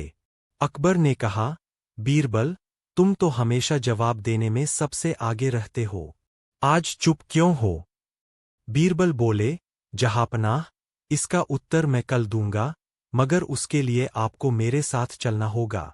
अगले दिन बीरबल बादशाह को महल के मुख्य द्वार तक ले जाते हैं। वहां उन्होंने एक बहुत बड़ा पत्थर रखवा दिया था, जो रास्ता पूरी तरह रोक रहा था। बीरबल बोले, जहांपनाह, चलिए, अब आगे बढ़िए। अकबर बोले, अरे यह पत्थर रास्ते में कहाँ से आया? इसे हटाओ। दरबारी और सैनिक दौड़े। कई लोगों ने मिलकर कोशिश की, मगर पत्थर टसे मस न हुआ। तभी एक सीधा साधा किसान आया। उसने जमीन से एक लंबी मजबूत लकड़ी उठाई और पत्थर के नीचे लीवर की तरह लगाकर पत्थर को एक ओर सरका दिया। पत्थर हट गया। अकबर ने चकित होकर कहा, वाह, यह तो बड़ी चतुराई थी। बीरबल मुस्कराकर बोले, जहांपनाह, कल आपने पूछा था कि सबसे बड़ी ताकत क्या है? वह है समय पर चुप रहकर सही अवसर की प्रतीक्षा करना और उचित उपाय से काम करना। मैं जानता था कि लोग ताकत से पत्थर हटाने की कोशिश करेंगे, मगर एक सीधा किसान चुपचाप आया और सही तरीका अपनाकर उसे हटा गया। इसी प्रकार जीवन में सबसे बड़ी शक्ति है विवेकपूर्ण चुप्पी और सही समय पर सही कार्य। यही है मेरी चुप्पी का उत्तर। अकबर ने तालियां बजाईं और बोले, बीरबल, तुम्हारी चुप्पी आज सबसे ऊंचा जवाब बन गई। शिक्षा, हर समस्या को बल से नहीं, बुद्धि और धैर्य से सुलझाना ही सच्ची ताकत होती है। कहानी 3, बीरबल और जादुई अंगूठी की साजिश। बादशाह अकबर के समय में हर ओर शांति और समृद्धि फैली थी। दरबार में बुद्धिमानों की कोई कमी नहीं थी, लेकिन बीरबल की बुद्धिमता सब पर भारी थी। उनकी बातों में हास्य, चतुराई और गहरी सोच का अनोखा मेल था। परंतु जितना सम्मान उन्हें जनता और बादशाह से मिलता था, उतनी ही ईर्ष्या कुछ दरबारी उनसे करते थे। उनमें से एक था राजगुरु सोमदेव। सोमदेव एक तांत्रिक और ज्योतिषाचार्य था जो खुद को भविष्यवक्ता मानता था। वह मन ही मन बीरबल से चिढ़ता था क्योंकि उसकी विद्वता के आगे उसका प्रभाव फीका पड़ जाता था।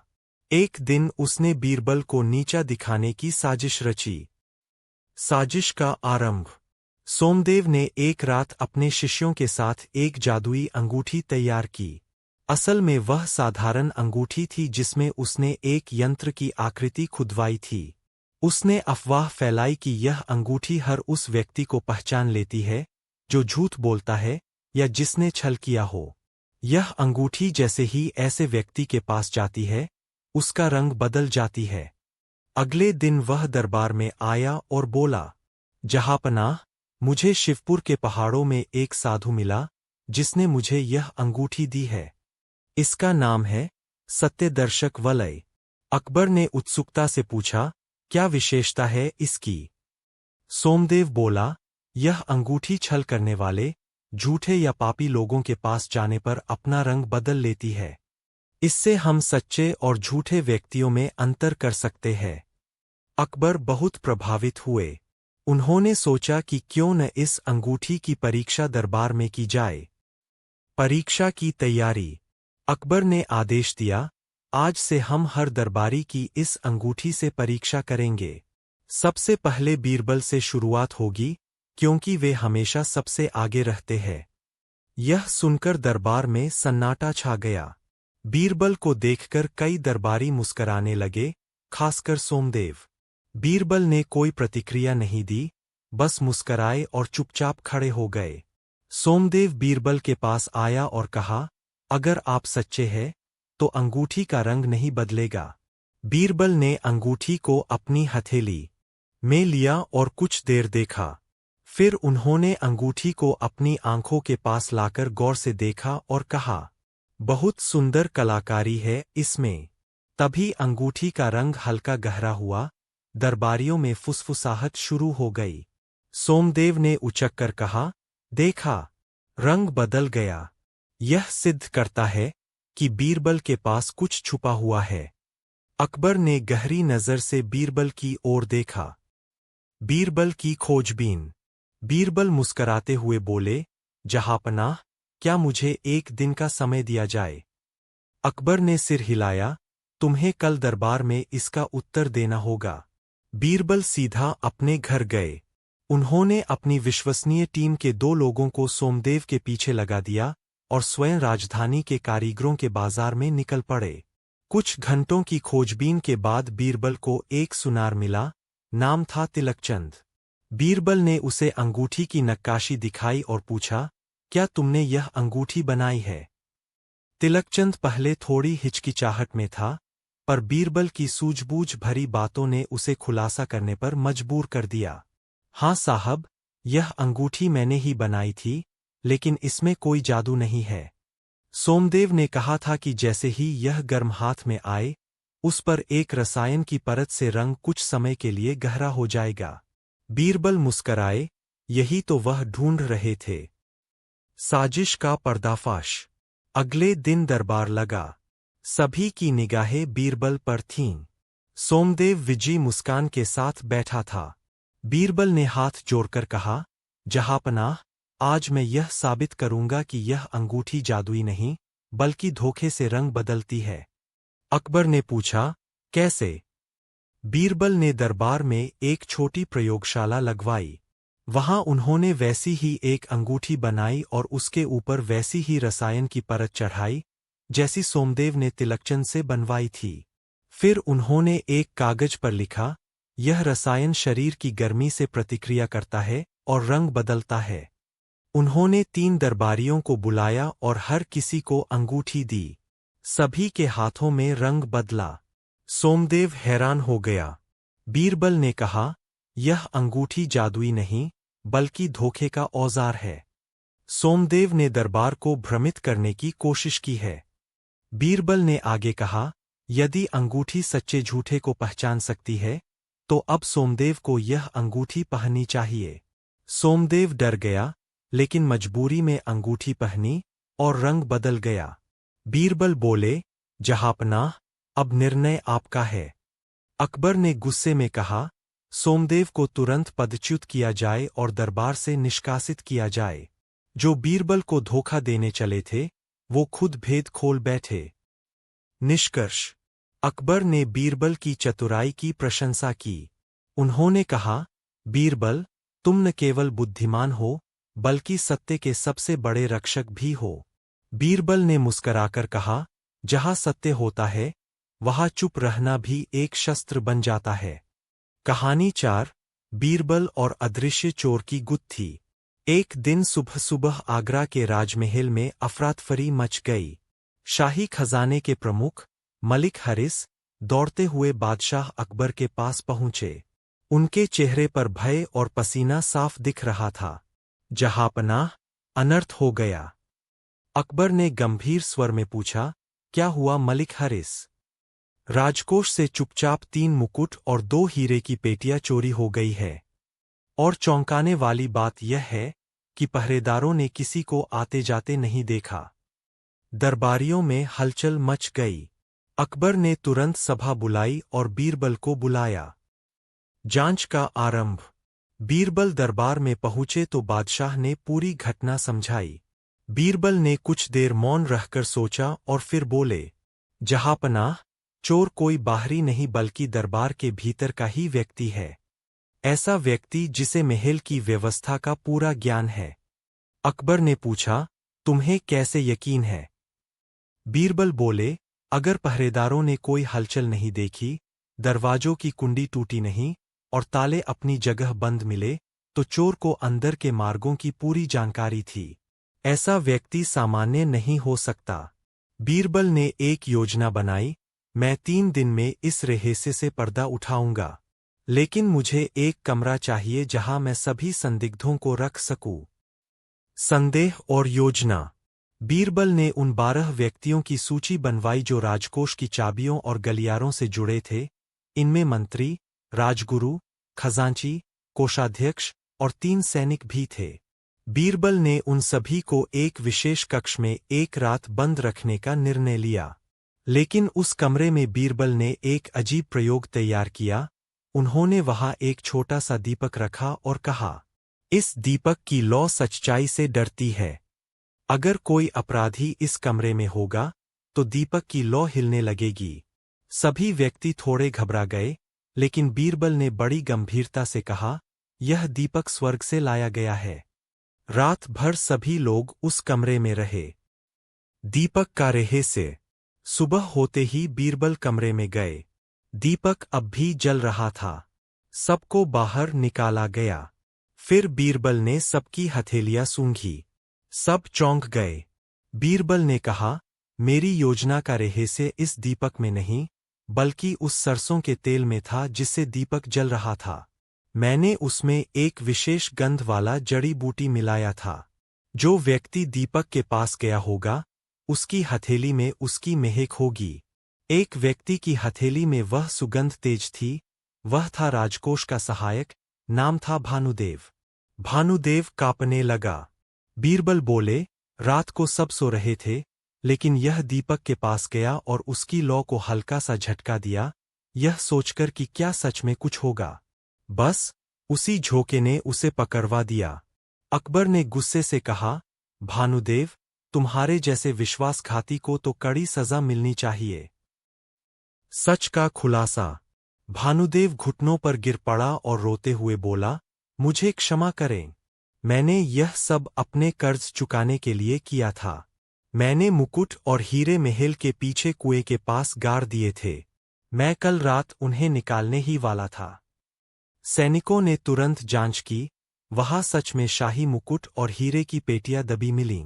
बीरबल ने कहा, जहांपनाह, चोर वही होता है जिसे भीतर की शक्ति मिलती है, और चोरी तब होती है जब ईमानदारी सो जाती है। मुझे विश्वास था कि डर और विवेक मिलकर सच को बाहर ला देंगे। न्याय और संदेश।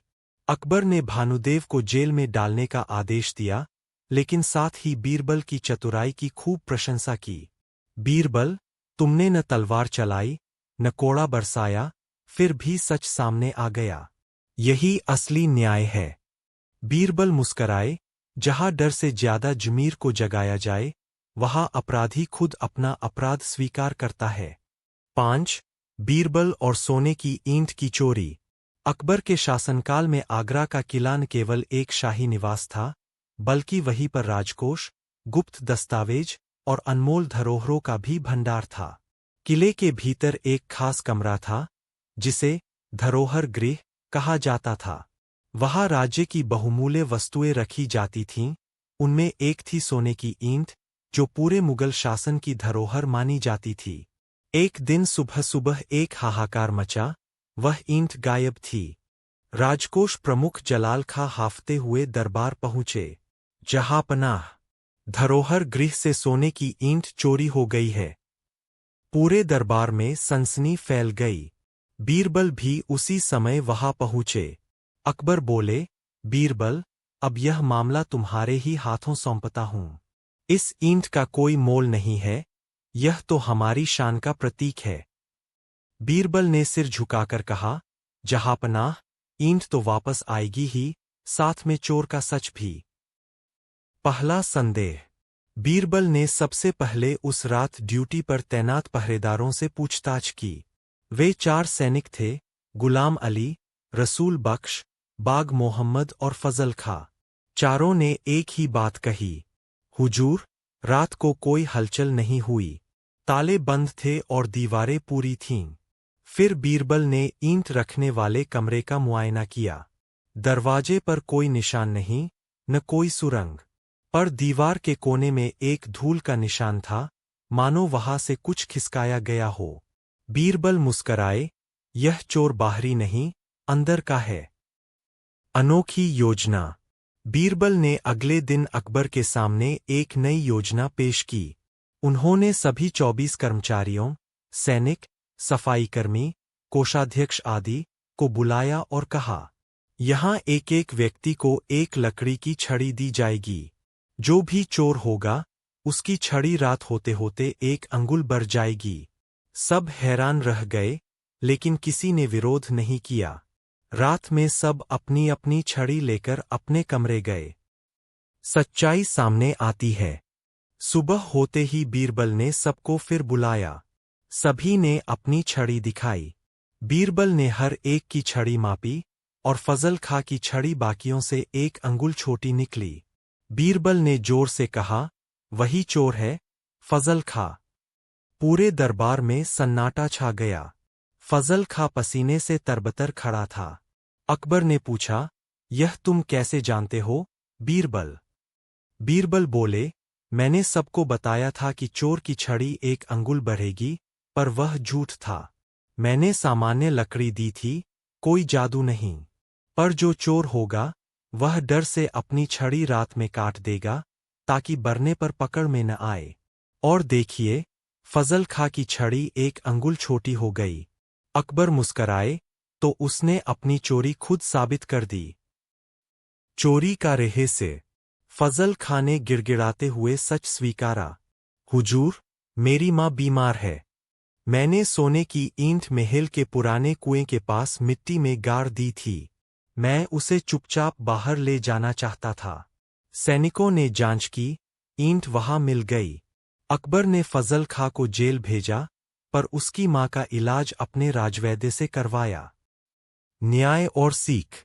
बीरबल ने अकबर से कहा, जहांपनाह, डर एक ऐसा उपकरण है, जो सत्य को खुद बोलने पर मजबूर कर देता है। न्याय केवल जांच में नहीं, सोच में छिपा है। अकबर हंस पड़े, तुम्हारी सोच ही तो हमारी सबसे बड़ी ताकत है, बीरबल। कहानी 6, बीरबल और शतरंज की साजिश। भूमिका। अकबर का दरबार हर दिन चहल पहल से भरा रहता था। विद्वान, कवि, व्यापारी, दूत और योद्धा सब दरबार में आते और अपनी बात रखते। बीरबल हर समस्या का समाधान अपनी बुद्धिमत्ता से निकालते। मगर इस बार चुनौती कोई मामूली नहीं थी। यह चुनौती आई थी एक विशेष मेहमान की ओर से, जिसका उद्देश्य केवल एक खेल नहीं, बल्कि पूरे साम्राज्य को हिलाना था। पहली चाल, रहस्यमय राजदूत। ईरान के शहंशाह की ओर से एक शाही राजदूत, मिर्जा अकलान, आगरा दरबार में पहुंचा। उसने बड़ी नम्रता से अकबर को प्रणाम किया और कहा, जहांपनाह, मेरे शहंशाह ने आपके लिए एक मित्रतापूर्ण प्रस्ताव भेजा है। यदि आप उनके साथ एक शतरंज की बाजी खेले और जीत जाए, तो वे अपने बंदरगाह व्यापार के सभी कर समाप्त कर देंगे। किंतु यदि आप हार गए, तो मुगल साम्राज्य को हर व्यापारिक वस्तु पर दुगुना कर देना होगा। पूरा दरबार चौंक गया। अकबर बोले, यह चुनौती है या व्यापारिक जाल? मिर्जा मुस्कराया, यह केवल बुद्धि की परीक्षा है। खेल खेल की तरह खेला जाएगा। अकबर ने बीरबल की ओर देखा। बीरबल मुस्कराए, जहांपनाह, खेल खेल की तरह ही खेला जाएगा, मगर खेल में छिपा दाव तभी टूटेगा जब हम उसकी चालों को पढ़ सकें। चाल दर चाल, बीरबल की खोजबीन। बीरबल ने अगले कुछ दिनों तक मिर्जा अकलान की गतिविधियों पर नजर रखनी शुरू की। वह देख रहे थे कि मिर्जा अकलान का शतरंज खेलना केवल एक खेल नहीं था, वह दरबार के मंत्रियों, राजकोषाध्यक्षों और व्यापारियों से मिल रहा था, बातें कर रहा था और गुप्त संदेश भेज रहा था। एक रात बीरबल चुपचाप महल के बगीचे में पहुंचे जहां अकलान अपने सेवक से मिल रहा था। वहां उन्होंने एक छोटी चिट्ठी पकड़ी। जैसे ही शतरंज की बाजी शुरू हो, योजना के अनुसार दाया रथ गिरे, उसके बाद व्यापारिक मार्गों पर विद्रोह होगा। बीरबल समझ गए, यह केवल शतरंज की बाजी नहीं, बल्कि साम्राज्य के भीतर विद्रोह कराने की साजिश थी। खेल की घोषणा। अगले दिन दरबार में घोषणा हुई, 3 दिन बाद बादशाह अकबर और ईरान के दूत मिर्जा अकलान के बीच शतरंज की ऐतिहासिक बाजी खेली जाएगी।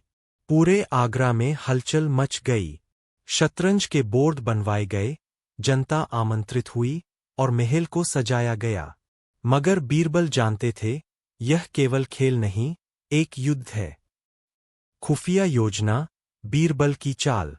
बीरबल ने अपने विश्वासपात्र 4 सैनिकों को गुप्त रूप से मिर्जा के संदेशों को पढ़ने, संदिग्ध लोगों पर नजर रखने और खेल के दिन होने वाले किसी भी विद्रोह की आशंका पर कार्य करने का निर्देश दिया। उन्होंने एक और काम किया, शतरंज की पहली बाजी अकबर नहीं, बल्कि बीरबल खुद खेलेंगे। यह बात मिर्जा को नहीं बताई गई। शतरंज की बाजी, पहला दिन। दरबार सजा हुआ था। दोनों ओर भीड़ जमा थी। मिर्जा अकलान शतरंज बोर्ड के सामने बैठा, उसका आत्मविश्वास चरम पर था। उसके सामने नकाब में बैठा बीरबल, जो अकबर के भेस में थे। खेल शुरू हुआ। पहली चाल मिर्जा ने राजा के प्यादे से चली और लगातार 2 घंटे तक बाजी जारी रही। बीरबल की चालें धीरे धीरे उसे फंसा रही थीं, पर मिर्जा को अंदाजा नहीं हुआ। मगर जैसे ही उसने दाया रथ गिराया, बीरबल समझ गए, यही वह इशारा था जिसकी बात चिट्ठी में थी। उसी क्षण बीरबल ने एक सैनिक को संकेत भेजा और शहर के बाहर छिपे विद्रोहियों को पकड़ने की योजना क्रियान्वित की गई। विद्रोह का दमन।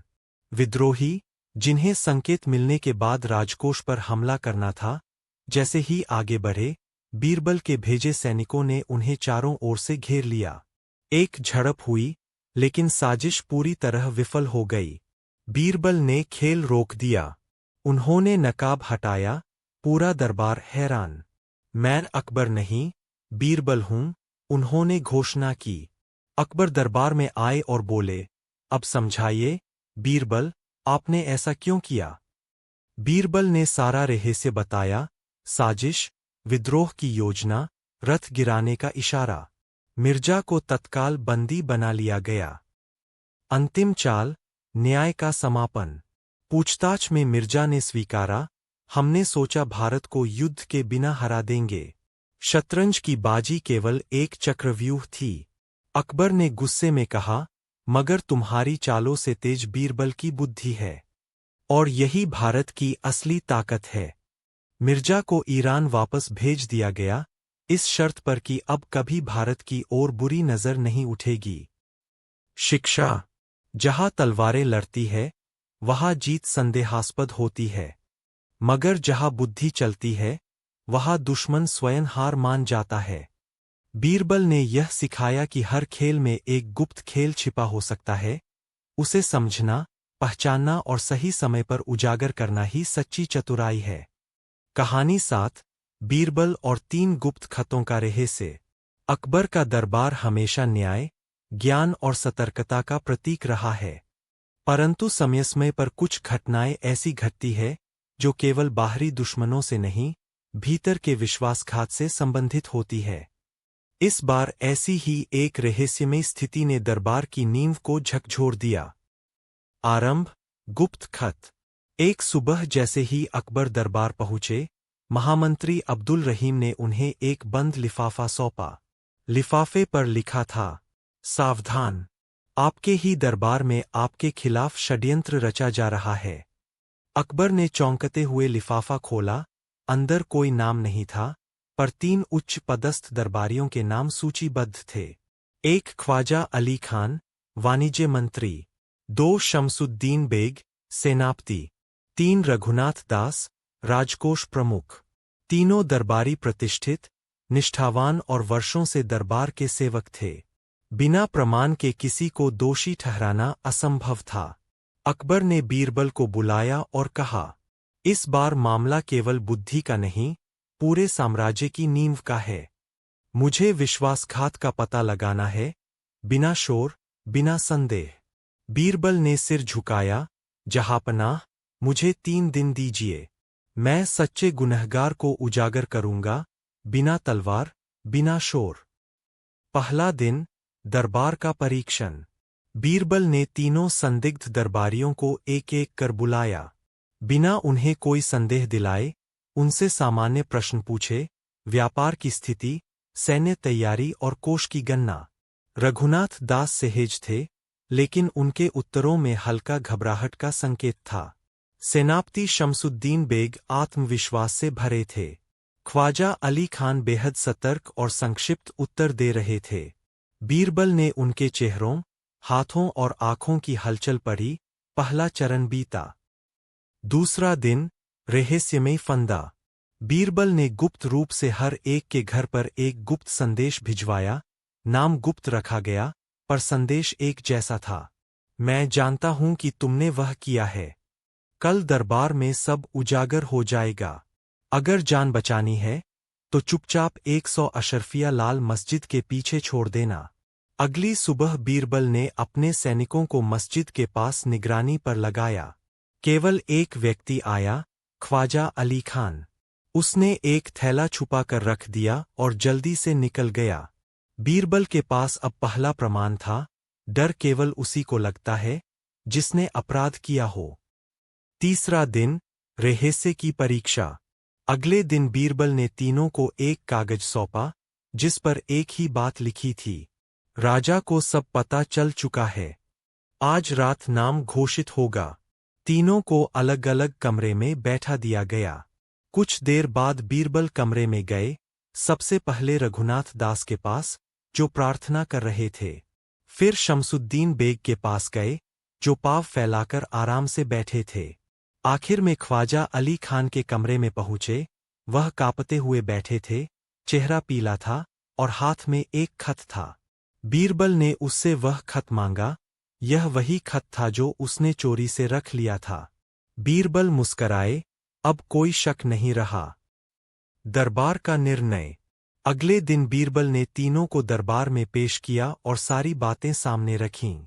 ख्वाजा अली खान ने स्वीकारा, मैंने राज्य के व्यापारी दलालों से रिश्वत ली थी और व्यापारिक मार्गों में छूट देकर राजकोष को क्षति पहुंचाई।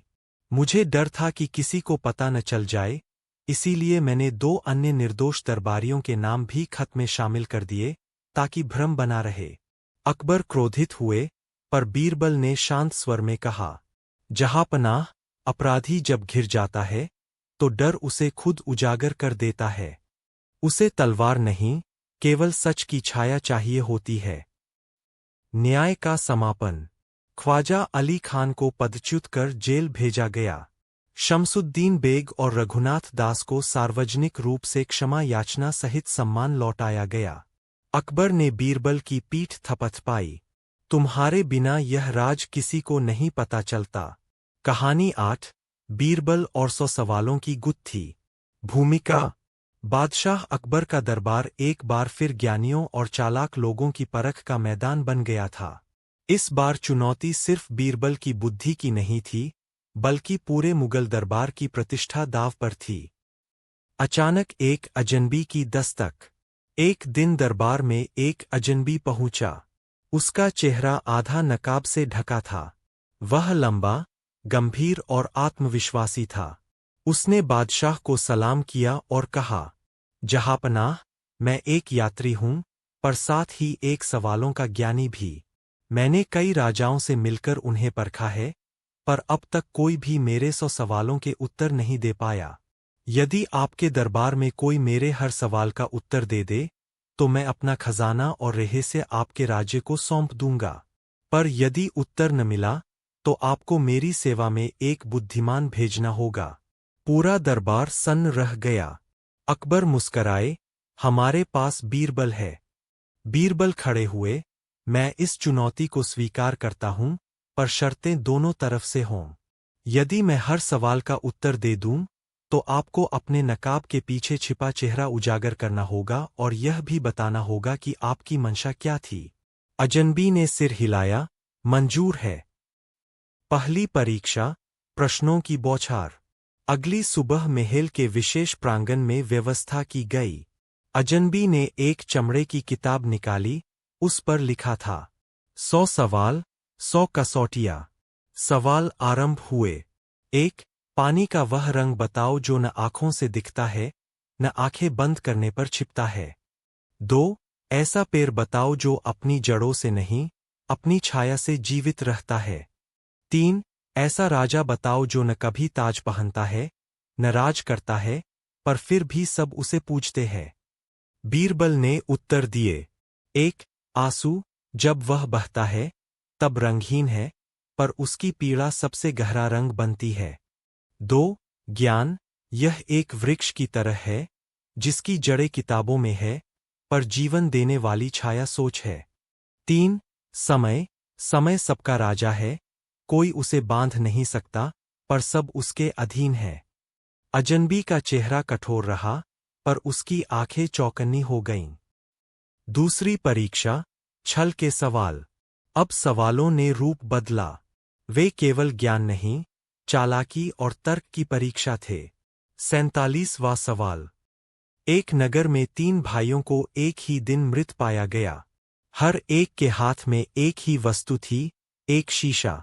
पर पोस्टमार्टम कहता है कि कोई विष नहीं, कोई मार नहीं, और नहीं आत्महत्या। फिर मौत कैसे हुई? बीरबल ने क्षण भर सोचा। तीनों ने एक सूरजग्रहण के समय शीशा देखा।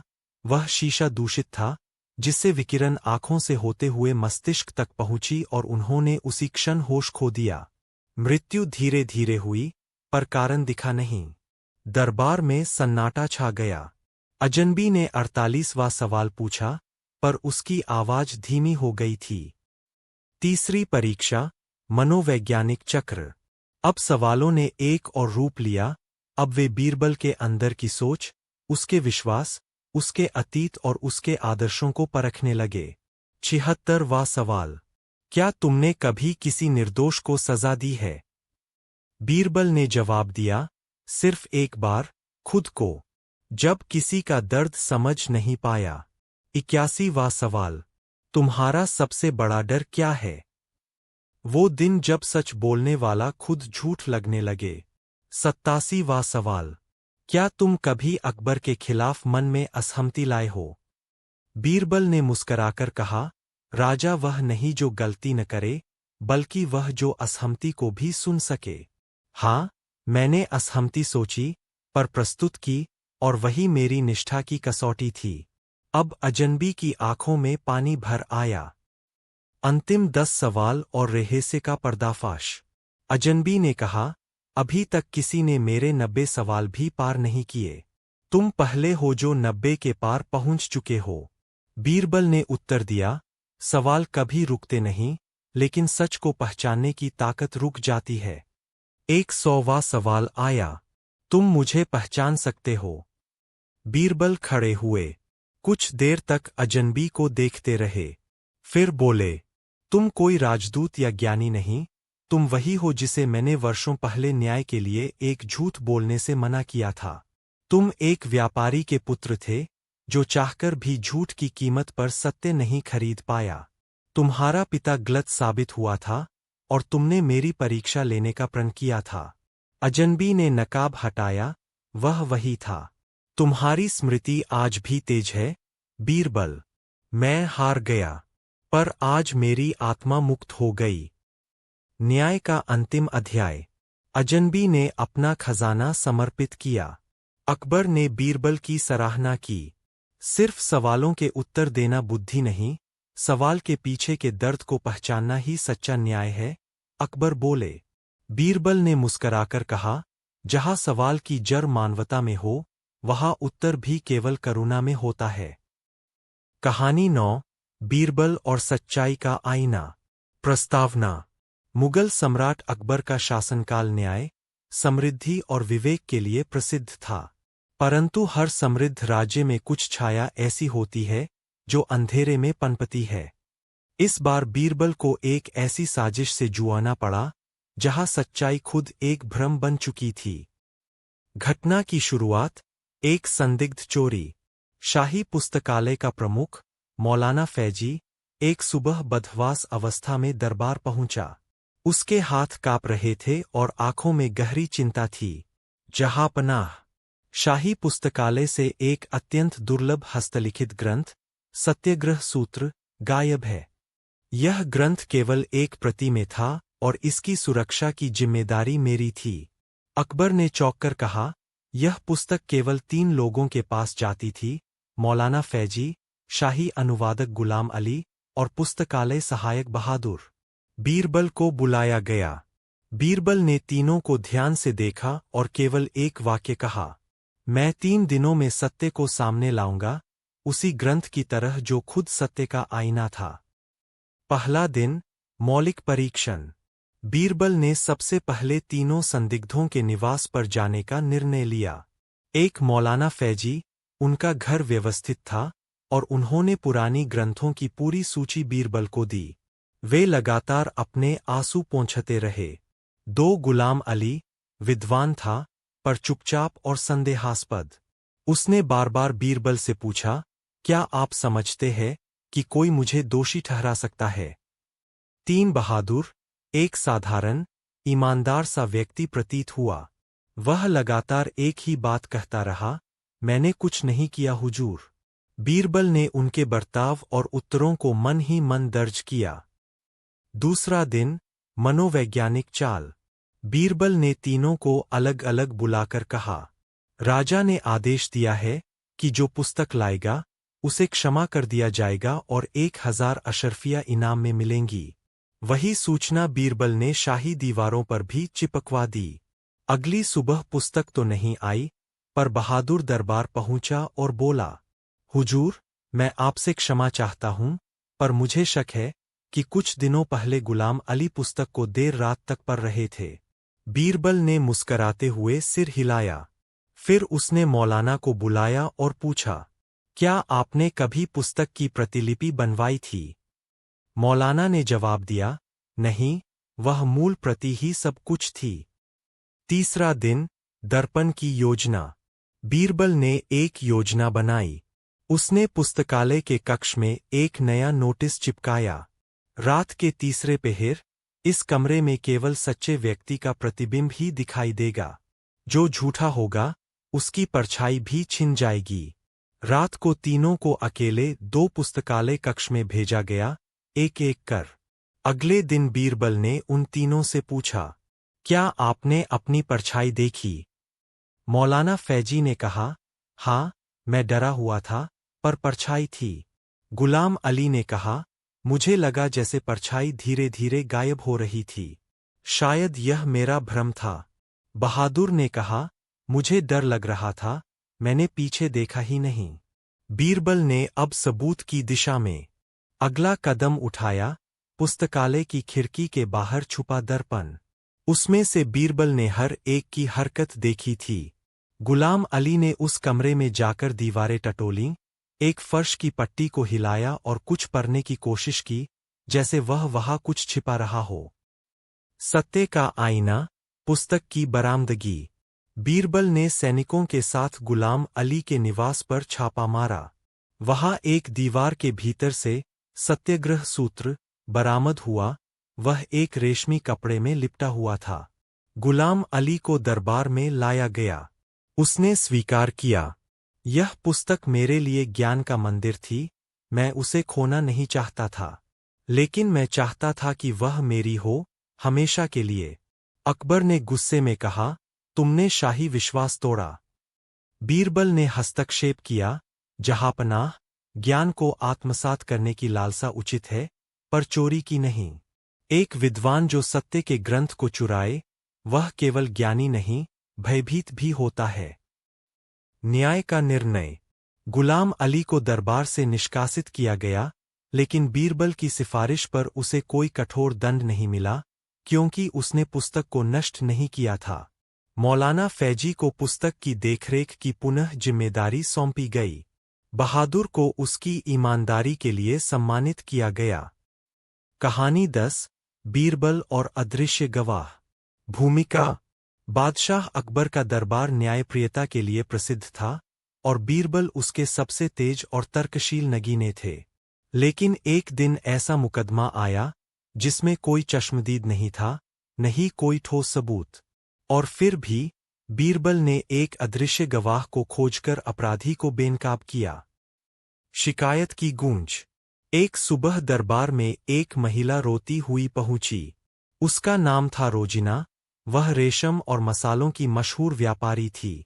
उसने अकबर के सामने झुकते हुए कहा, हुजूर, मेरे घर से कल रात एक बेशकीमती हार चोरी हो गया है। वह हार मेरी माँ की निशानी था। केवल 3 लोग ही मेरे घर तक पहुँचे थे, मेरे सेवक घनश्याम, रसोइया मुबारक और मेरा पड़ोसी व्यापारी हामिद। अकबर ने कहा, क्या कोई चश्मदीद है? रोजिना ने सिर हिलाया, नहीं, पर मेरा शक हामिद पर है। वह कई बार उस हार की चर्चा करता था। अकबर बोले, जब मामला भ्रम से जुड़ा हो, तब हमें बीरबल की जरूरत है। बीरबल की जांच, पहले चरण की पड़ताल। बीरबल ने तीनों आरोपितों से मिलना शुरू किया। एक घनश्याम, एक सरल सेवक, बार बार कहता, हुजूर, मैंने अपनी आंखें कभी उस हार पर नहीं टिकाईं। 2 मुबारक, रसोइया थोड़ा चालाक और घबराया हुआ, वह कहता, मैं तो रसोई में था, रात भर। 3 हामिद, एक सम्मानित व्यापारी, साफ सुथरे कपड़े, भारी आवाज में बोला, बीरबल साहब, रोजिना को भ्रम है। मैं हार की चर्चा केवल प्रशंसा